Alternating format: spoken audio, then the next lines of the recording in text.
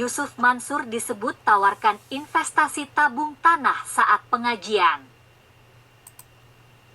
Amaan Nurchotip Mansur alias Ustaz Yusuf Mansur disebut menawarkan investasi program tabung tanah di sebuah pengajian. Hal itu diungkap oleh Asfa Davi B, kuasa hukum 3 orang penggugat Yusuf Mansur atas program tabung tanah.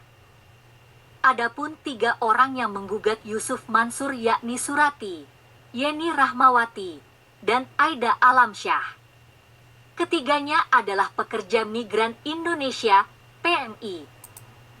Menurut Asfa, berdasar keterangan kliennya, pengajian itu berlangsung di Hong Kong pada 2014. Saat itu, para kliennya memang tengah bertugas di Hong Kong. Jadi penggugat ada 3 orang, mereka pada waktu itu TKW, PMI, di Hong Kong, sebut Asfa di Pengadilan Negeri, PN, Tangerang, Kota Tangerang, Selasa, 18 Januari 2022.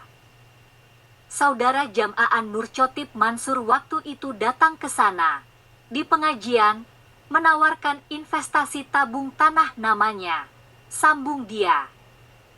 Sebelum menyampaikan soal program tabung tanah, kata Asfa, Yusuf Mansur sempat membicarakan soal nilai-nilai sedekah.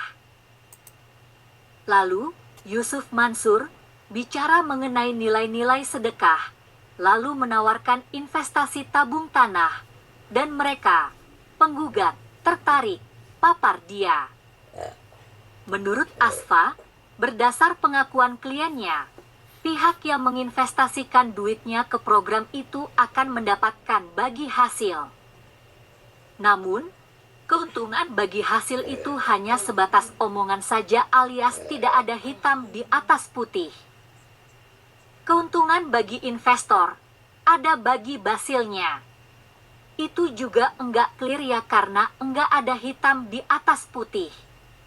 Jadi semua disampaikan secara lisan, papar Asfa.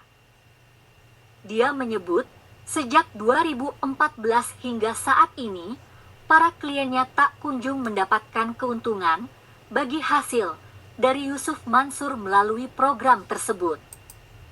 Oleh karena itu, ketiga penggugat memutuskan untuk menggugat Yusuf Mansur. Nah, kenapa kami gugat? Karena sejak mereka investasi sampai dengan hari ini, tidak ada laporan mengenai investasi itu untuk apa, kata Asfa. Jalani sidang perdana.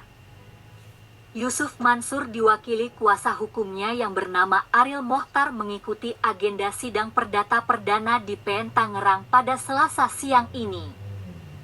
Saat persidangan, majelis hakim memeriksa berkas dari kedua belah pihak dan mendaftarkan perkara itu ke proses mediasi.